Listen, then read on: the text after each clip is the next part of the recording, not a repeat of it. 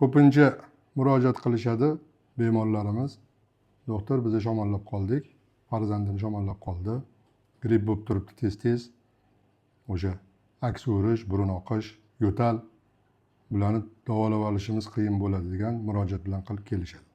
Nafas yo'llarini virusli o'sha infeksiyalari bilan o'sha nafas yo'llaridagi allergiyani belgilari bir-biriga juda o'xshash bo'ladi.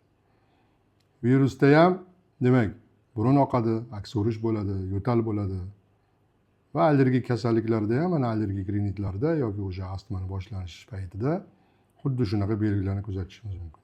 Lekin bularni bir-biridan farqlay bilishimiz kerak. Uni albatta mutaxassis farqlab beradi. Lekin ota-onalarimiz ham yoki bemorlarimizning o'zi ham shunga e'tibor berishlari kerakki, o'sha virus kasalliklarda bemorning holati kundan kunga og'irlashib boradi. Bu qaysi ma'noda?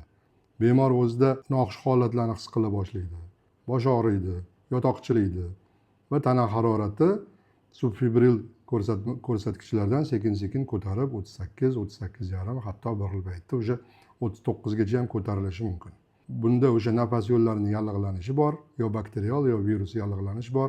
Bu ayniqsa o'sha havo keskin sovuganda kuzatiladigan holat bo'ladi.